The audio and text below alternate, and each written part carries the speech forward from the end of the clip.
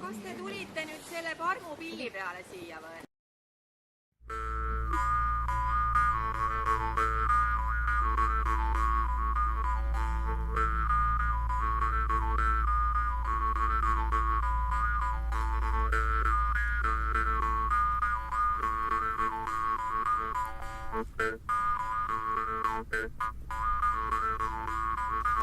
Me oleme saabunud oma kaamerate ja mikrofonidega armsa Hypatia juures, kes siin toimetab.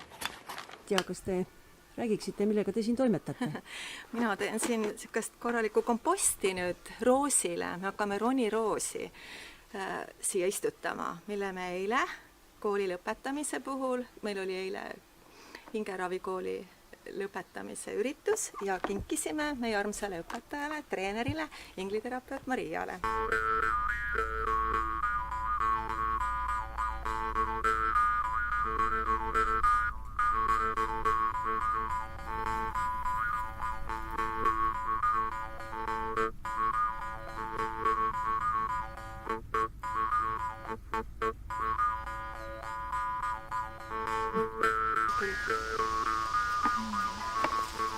Ui, kunnakene. Aga see on jah, enne siia kehastumist valitud teekond, et tulla appi planeedi ülestõusmisprotsessil aitama siis kogu inimkonda, planeeti.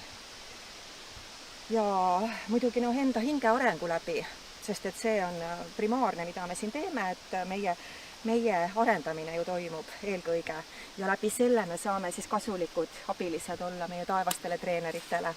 Ma saan aru, et läbi just selliste praktiliste tegevustega nagu kasvatad ka oma iseloom. Ja absoluutselt. Sest nagu meie koolis öeldakse, et iseloomudest sõltub maailma rahu ja maailma püsima jäämine. Ja.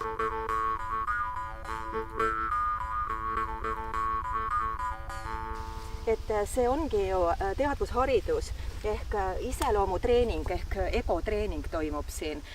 Egoravi, mis on siis oma selle madalamina ehk isekuse ravi ja läbi selle iseenda treenimise saame me pidevalt suutlikumaks ja kasvatatakse, tõstetakse meid meie tegeliku potentsiaalini. Arendatakse meie andeid, kõigepealt aidatakse välja tuua, sest inimesed tihtipeale ei tea, mis nende tegelikud anded on ja aidatakse loovust ja siis sellist sitkust, ka keerulistes oludes hakkama saamist treenitakse meis. Nii nagu ka meie aitame siin lastes, kes meie laagrites osalevad, seda treenida, et ei kasvaks sellised hellikuid, vaid ikkagi elus hakkama saavad inimesed. Ääretult huvitav teekond olnud. Siin saab teadmisi, avardatakse maailmapilti kõiksusest, meie elust, meie enda olemusest, sest et inglid oskavad, näevad ja oskavad meile näidata ju oma kõrgpildilt vaadates. Osatakse meis üles leida need pimedad alad, mida siis puhastada, mida arendada, et see uus valgus saaks peale tulla. Ja teadmiste jagamise poolest ongi ta erineb teistest haridustest nüüd selle tõttu, et kui meile teadmisi antakse ka muul puhul, koolipingis, igal pool, et siis siin aidatakse seosed luua. Et kõik see kuidagi seotakse ja meie selle igapäevase praktilise tegevusega, et on ju, öeldakse inglite hariduses, et pea peab olema pilvedes, jalad peavad olema tugevalt maas, et me peame tegelikult praktiliste asjadega hakkama saama, aga siis see vaimne mõte peab kõrgel olema.